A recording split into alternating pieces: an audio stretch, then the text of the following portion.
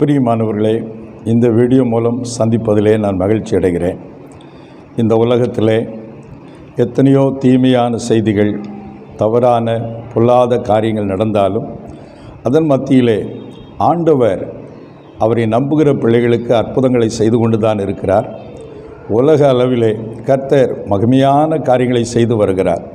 ஆகவே இப்படிப்பட்ட நல்ல சம்பவங்களை, செய்திகளை மக்களுக்கு கொடுக்க வேண்டும் என்ற ஒரு எண்ணத்தை பரிசுத்த ஆவியானவர் எனக்குள்ளே வைத்தபடியினால் உண்மை சம்பவங்கள் என்ற தலைப்பின் அடிப்படையில் ஒவ்வொரு வீடியோவிலும் ஒவ்வொரு உண்மையான சம்பவங்களை உங்களோடு நான் பகிர்ந்து கொள்ள இருக்கிறேன்.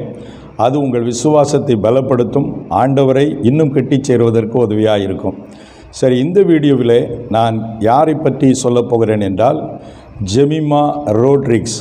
சமீபத்திலே உலகமெல்லாம் பேசப்படுகிற ஒரு பெயர்தான் இந்த பெயர்.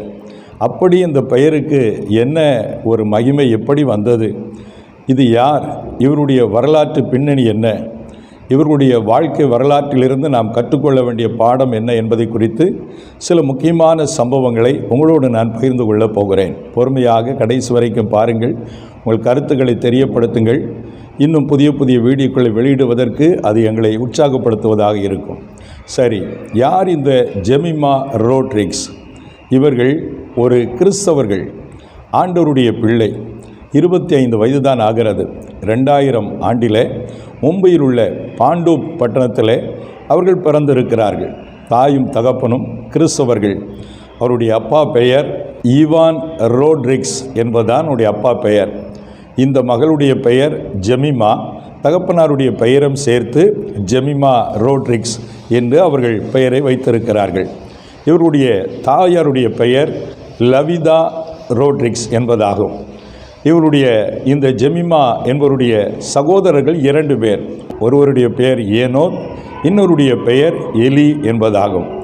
இந்த குடும்பத்தில் ஆண்டவரை அதிகமாக அறிந்து ஆண்டவருக்கு பிரியமாய் வாழ்ந்தபடியினாலே தம்மை நம்புகிறவர்களுக்கு அடைக்கலமாய் இருக்கிற கர்த்தர் இவர்களை நினைத்தருளி எத்தனையோ பாடுகள், கஷ்டங்கள், உபத்திரவங்கள் வந்தாலும் அதன் மத்தியிலே இந்த ஜெமிமா என்ற மகள் மூலமாய் இந்த குடும்பத்திற்கு மிகப்பெரிய பெருமையை ஆண்டவர் கொண்டு வந்திருக்கிறார்.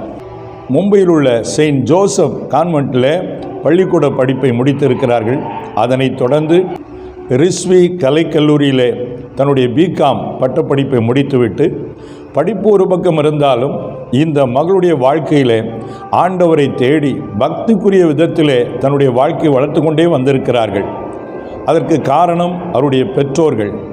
இந்த மகளுடைய வாழ்விலே ஆலயத்திற்கு கிரமமாக செல்லுகிற பழக்கம் மாத்திரமல்ல, ஆவிக்குரிய கூட்டங்களுக்கு செல்லுவது, தேவனுடைய சமூகத்திலே தனியாக காத்திருப்பது, இப்படியாக ஆவிக்குரிய நல்ல அனுபவங்களை ஆண்டவர் இவர்களுக்கு 7 வயதிலிருந்தே கொடுத்திருக்கிறார். இது ஒரு பக்கம் இருக்க, இந்த மகள் சிறு வயதிலிருந்தே பல்வேறு விளையாட்டுத் துறையிலும் தன்னுடைய கவனத்தை செலுத்தி ஒவ்வொரு விளையாட்டுத் துறையிலும் தன்னுடைய திறமைகளை வளர்த்து வந்திருக்கிறார்கள். ஹாக்கி விளையாடுவதிலே தன்னுடைய காலத்தை கொஞ்ச நாள் செலவழித்திருக்கிறார்கள். அது மாத்திரமல்ல, இவர்கள் கிரிக்கெட் விளையாடுவதிலும் முழு ஆர்வத்தை செலுத்தி இருக்கிறார்கள். இதுபோல பல விளையாட்டுகளிலே திறமையை காட்டினாலும் குறிப்பாக கிரிக்கெட் விளையாட்டுகளிலே தன்னுடைய முழு ஆர்வத்தையும் செலுத்தி அதற்கு உறுதுணையாக இருந்தவர் அவருடைய தகப்பனார் தான். அவரும் ஒரு கிரிக்கெட் பயிற்சியாளர் என்று சொல்லப்படுகிறது.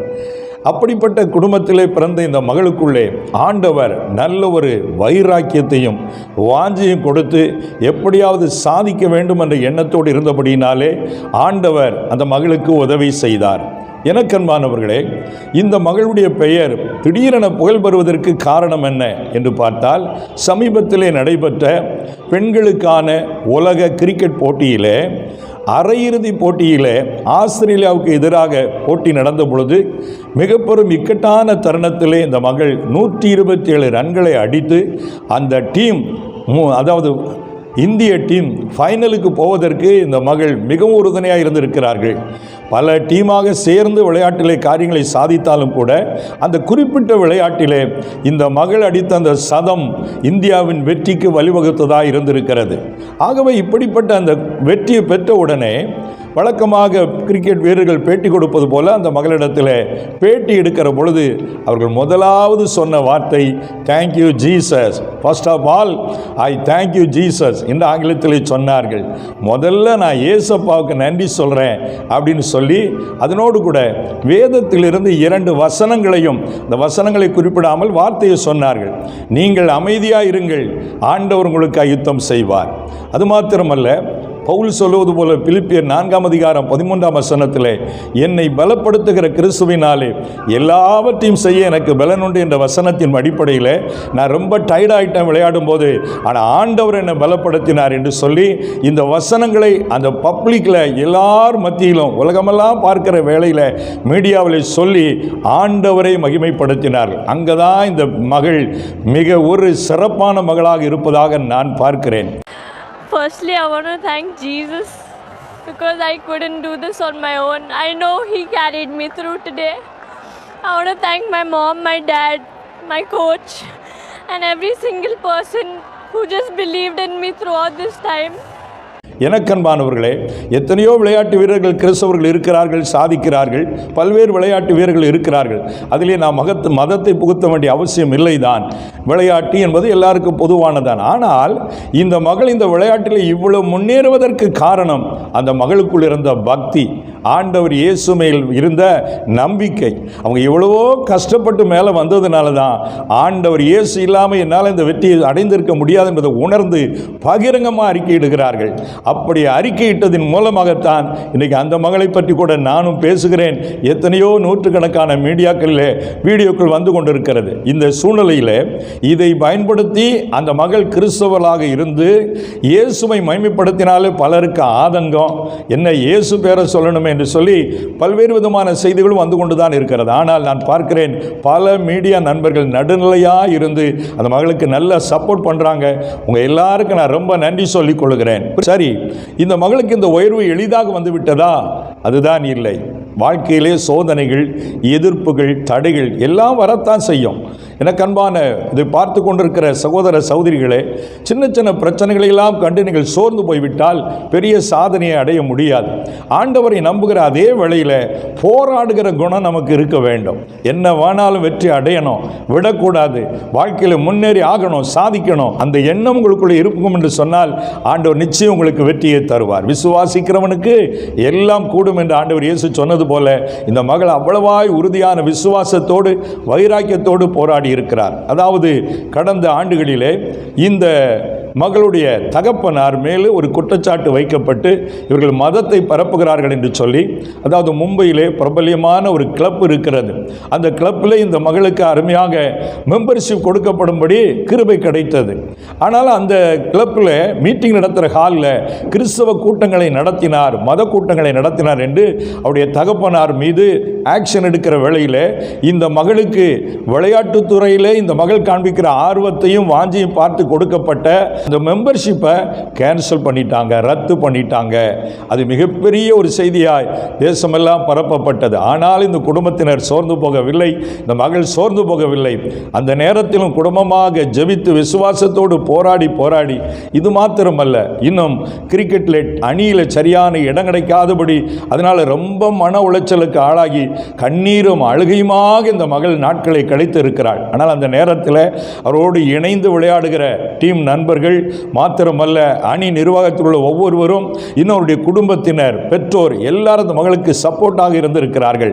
எல்லாவற்றுக்கும் மேலே இப்படிப்பட்ட கஷ்டங்களை கடந்து வந்த பொழுதெல்லாம் மகள் ஜெபத்திலே ஆண்டவரை அதிகமாக தேடினதின் விளைவாக கர்த்தரே அந்த தடைகளெல்லாம் மாற்றி எல்லா மனிதர்கள் கண்களிலும் தயை கிடைக்க பண்ணி மறுபடியும் இந்த உலக கோப்பையில் இடம் கிடைத்து அதிலே முதல் 2 போட்டிகள் கூட சரியாய் விளையாடவில்லை. இந்த அரையிறுதி போட்டியில் தன்னுடைய முழு திறமை வெளிப்படுத்தி சதம் அடித்து அணியை இறுதிப் போட்டிக்கு அழைத்து செல்லும்படியான நல்ல ஒரு கிரிக்கெட் பிளேயராக தன்னை நிரூபித்தபடியினாலே அந்த மகள் மூலமாய் இயேசுவின் நாம் மகிமைப்படுத்தப்பட்டது. இவர்களோடு இணைந்து விளையாடின டீம் மெம்பர்களும் வெற்றிக்கு காரணம்தான். ஆனால் குறிப்பாக இந்த மகள் அடித்த சதம்தான் இந்திய அணியை மிகப்பெரும் சாதிக்கிற அணி ஆஸ்திரேலிய டீம், அந்த அணியை வீழ்த்தி இறுதிப் போட்டி கொண்டு போனாங்க.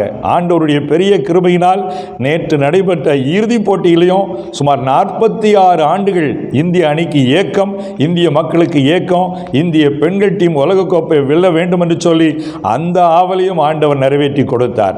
ஒருவேளை நேற்று இந்திய அணி ஃபைனலில் தோத்திருந்தா கூட இயேசுன்னு சொன்னாங்களே, நான் தோத்துன்னு சொல்லக்கூடிய நிலை வந்திருக்கலாம். ஆனால் ஆண்டவர் அதற்கெல்லாம் விடாமல் ஆண்டவர் இறுதிப் போட்டியிலையும் இந்திய அணிக்கு வெற்றி கொடுத்தார். எல்லாருக்கும் அதில் பங்கு இருந்தால் கூட குறிப்பாக ஆண்டவர் இயேசுவை இந்த மகள் மகிமைப்படுத்தி ஆண்டவர் தான் வெற்றி கொடுத்தார் என்று கடந்த போட்டியில் சொன்னது போல ஆண்டவர் இந்திய அணிக்கும் பெரிய வெற்றி கொடுத்திருக்கிறார். ஆகவே ஆண்டவர் இந்த ஜெமிமா ரோட்ரிக்ஸ் மூலமாய் மகிமைப்பட்டதற்காக நான் ஆண்டவரை மகிமைப்படுத்துகிறேன். நீங்களும் என்னோடு கூட சேர்ந்து ஆண்டவரை மகிமைப்படுத்துங்கள். இதிலிருந்து நாம் கற்றுக்கொள்ள வேண்டியது என்ன சொல்லி நான் வீடியோவை நிறைவு செய்ய விரும்புகிறேன். முதலாவதாக, எந்த சூழ்நிலையிலும் ஆண்டவர் மேல் நம்பிக்கை வையுங்கள். ஆண்டவர் இயேசுவை நம்புங்கள். உங்கள் பக்தி நிச்சயமாய் சக்தியை கொண்டு வரும். ஆண்டவர் உங்களுக்கு நிச்சயம் ஒரு நாள் வெற்றியை தருவார். ஒரு அல்லேலூயா சொல்லலாமா? இந்த மகளுடைய பக்தி ஒரு பக்கம். இரண்டாவதாக, இந்த மகளுக்கு பின்னணியில் நின்ற அவருடைய பெற்றோர், குடும்பத்தினர். ஒரு மகள், ஒரு வாலிப பையன் சாதிக்கணும், ஒரு வாலிப பெண் சாதிக்கணும்னா பின்னாடி இருந்து பெற்றோருடைய ஆதரவும் சப்போர்ட் அதிகமாக தேவைப்படுகிறது. அவை பெற்றோர்களே உங்கள் பிள்ளைகளை உற்சாகமூட்டி இக்கட்டான நேரத்தில் பிள்ளைகளுக்கு உங்களுடைய அன்பை, உற்சாகத்தை காட்டி தட்டி கொடுத்து எழுப்புங்கள். அந்த பிள்ளை ஒரு நாள் உங்களுக்கு பெரிய மகிழ்ச்சியை கொண்டு வந்து சேர்க்கும். அப்படித்தான் இந்த மகளுடைய பெற்றோர்கள், உடன் பிறந்தவர்கள் எல்லாரும் சப்போர்ட்டாக இருந்திருக்கிறார்கள். அதுபோலவே அணி நிர்வாகத்தினர், உடன் விளையாடின சகோதரிகள், பெண்கள் எல்லாருக்கும் நான் ஆண்டவருடைய நாமத்திலே வாழ்த்துக்களை சொல்கிறேன். இந்த மகள் பக்தியிலே உறுதியாக நின்றது மாத்திரமல்ல, கடினமான சூழ்நிலை வந்து அழுகையும் கண்ணீருமா இருந்தாலும் அந்த எய்மை விடலை. அந்த நோக்கத்தை எப்படியாவது சாதிக்கணும், விடக்கூடாது. அந்த வைராக்கியம்.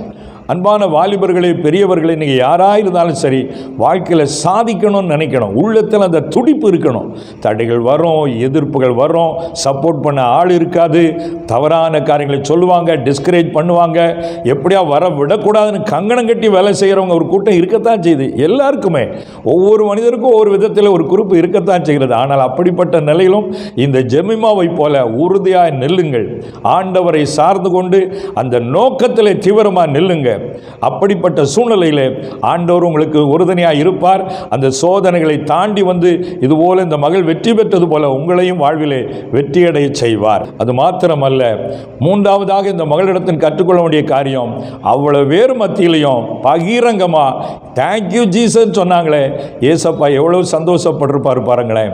யார் என்ன நினைப்பாங்க, என்ன பிரச்சனை வரும், என்ன எதிர்ப்பு வரும், எதையும் பற்றி கவலைப்படலை. எனக்கு வெற்றியை தருகிறது, என்ன இந்த அளவுக்கு கொண்டு வந்தது என் ஆண்டவர் இயேசு தான் என்று சொல்லி அந்த அடி மனசுல இருந்து அந்த முழு பக்தியினுடைய காரியத்தை வெளிப்படுத்துறாங்க பாருங்க. வெளிப்படுத்தி இயேசுவை மகிமைப்படுத்துறாங்க பாருங்க. அங்கதான் அந்த மகள் எல்லாருடைய வாழ்க்கைக்கும் ஒரு சாட்சியாக நிற்கிறதை நான் பார்க்கிறோம்.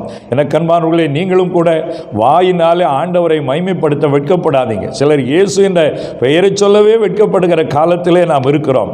கடவுள், ஆண்டவர், தேவன் என்று பொதுவாக சொல்வார்கள். ஆனால் அந்த மகள் அப்படி அல்ல. ஜீசஸ் தான் எனக்கு இந்த வெற்றியை தந்தார் அப்படின்னு சொல்லி உறுதியாக ஆண்டவருடைய நாமத்தை அறிக்கிட்டது போல நீங்களும் இயேசுவின் பெயரை மகிமைப்படுத்துங்கள்.